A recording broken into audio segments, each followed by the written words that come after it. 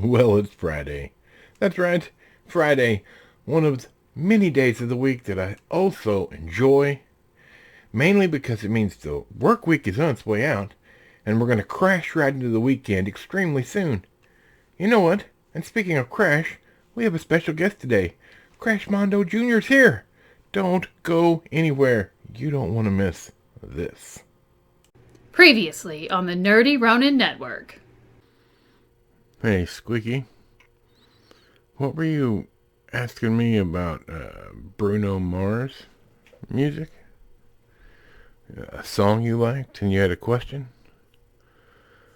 Yeah. No. Versace? The song Bruno Mars is singing is not about ramen or wine. It's Versace on the floor. That's a designer label. Oh my goodness.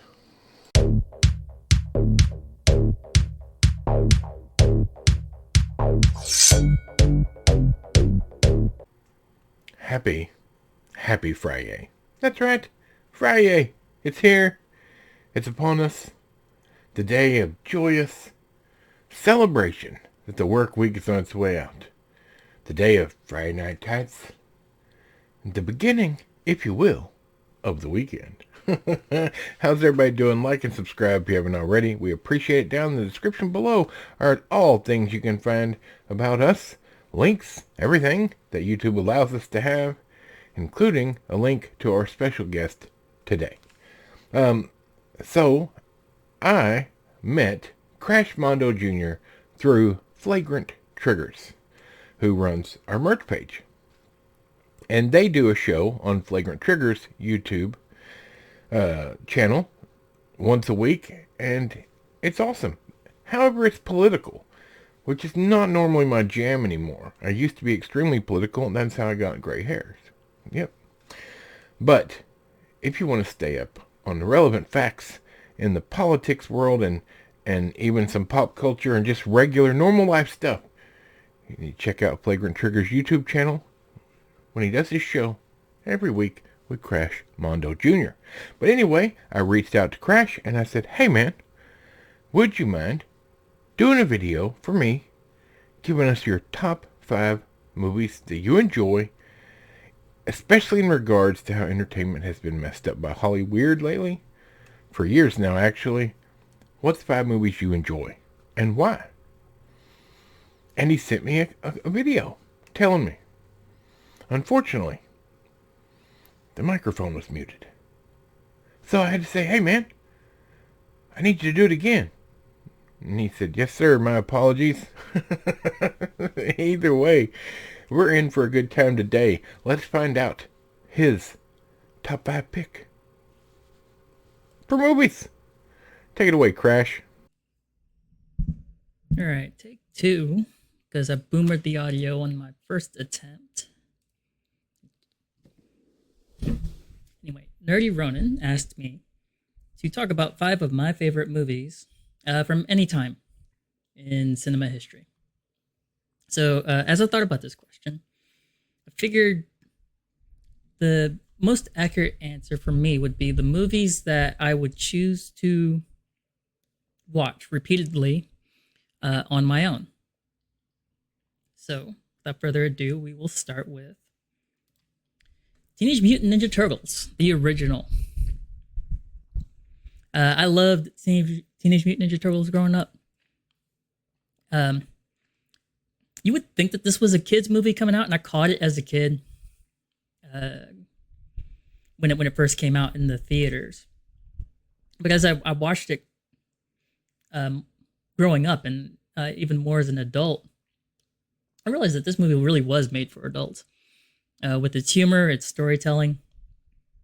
It's a great live-action remake. I think it's still one of the greatest live-action remakes of one of my childhood cartoons. Next, we have Ronin, starring Robert De Niro. And also Jean Reno. I mean, there's a couple other notable actors in there. Sean Bean, though his role isn't as prominent. So anyway, this movie is about a band of mercenaries on a mission that goes awry. What I really love about this movie is it has a similar feel as, say, the Jason Bourne series or Mission Impossible, but there's no reliance on being a super soldier, these advanced fighting skills, or high-tech gadgets. It's just their wits, and the simple tools that they have around them, whether it be just handguns or their cars. It's just whatever they could find. They didn't require any sort of anything high tech or special. They relied on strategic planning and just outwitting their enemies. Next, we have Gladiator. I love a hero's journey movie, and Gladiator is one of the best. One of my favorite things about this movie is that the dichotomy that they paint between Maximus, Russell Crowe's character, and Caesar. I'm blanking on the name, but played by Joaquin Phoenix. They really paint a picture of the good guy and the bad guy, and not just in their aspirations, but just in their character. Like, you can really tell that Joaquin Phoenix's character is just complete sociopath from the beginning. And then Russell Crowe's character his integrity is maintained throughout. Like, even when he's put to the test, his main primary focus is just on doing what's right, generally. I mean, seeking vengeance, I guess that could be arguable as to how noble that is. But I mean, when you've lost your family and your land, and somebody tried to kill you, and the man who was like a father figure to you and was trying to leave you the keys to the kingdom because he knew that you had integrity where his own son did not. It elevates his mission to a more than just personal vengeance, though it does add a nice flavor to the fight between the two. Next, we have Jurassic Park. This movie, I mean, who didn't love dinosaurs growing up? I know I did. So seeing this movie come out again, I was a kid when I first caught this, but this one I would watch, I think, the most on repeat, just during the summer. And if I didn't have anything else to do, I was just bored, I just pop this in, get a bowl of popcorn, and that would be my evening. And this movie, I mean, especially the first one, like the other two, I don't think 2 and 3, and then of course the new Jurassic World movies, I don't think they were terrible. Although I didn't see the last one. I heard it was bad. I never went to go check it out. The second to last one, it was okay. It was bearable, but it wasn't like, I guess that's why I didn't really feel compelled to watch the last one.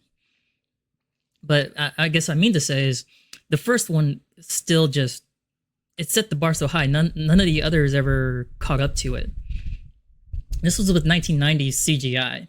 I mean, they supplemented with animatronics as well, and it was also very well done. But their CGI was top notch and has just held its own despite advances in technology.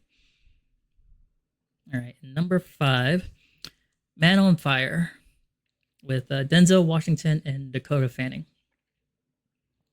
What I really love about this movie is it does a really good job of just paying attention to all of the little details. Music choice, kind of the coloring of the scene, where it might be like warmer colors or cooler colors, to try and shift the mindset. And then they did very well at like matching music and the writing and the pacing too. Like the pace would change just to kind of show that his own perception of time was kind of warping in certain places, and then it bring you into like normal time when it had like an action sequence, and it'd be all about business, but then it'd go back into perhaps he's flashing back to memories of Dakota Fanning's character, Lupita, and it's more mellow, perhaps a bit sad. Then then it shifts into his determination. I'm going to kill them all. So anyway, this one right here, I did kind of put it in kind of an order of where I ranked them. But I mean, honestly, I recommend any of these movies if you've never seen them. Again, Ronin, I believe, is just underrated, so I'm pretty sure that a lot of people who watch this clip possibly haven't seen it. So if you haven't, go check it out. I'm sure most of y'all have probably seen Jurassic Park and Ninja Turtles and The Gladiator. Those everybody has seen those. But Man on Fire is another one that I don't know how many people. I don't know how well it's done. So I don't keep up with those kind of stats, but it does feel definitely underrated in my opinion. Anyway, back to you, Nerdy.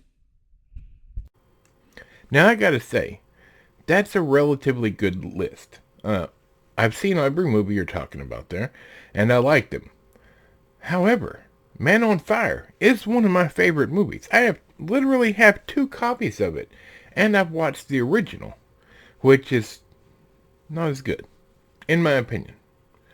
But the Denzel Washington one, fantastic. It's beautifully shot. It's a great movie. It's well written. One of my favorites, sir. So fantastic. I like that you put that on your list. That's pretty cool.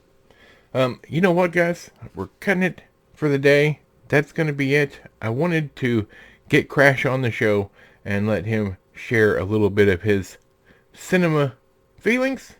And he did. Please go check him out. He's fantastic. He's a really good dude. Just like Flagrant Triggers. So, there you have it. I'm going to enjoy my weekend. I don't even have any plans. But I'm going to enjoy not having any plans. Yeah, I'm going to watch some movies. That's what I'm going to do. Imagine that. So there you have it. You guys, please have a safe weekend. Tell your mom I said hi. Happy Mother's Day to all the mothers out there early. For Michael the microphone, Bob, squeaky chair in the back. And this fat silly nerd. We'll see you on Monday.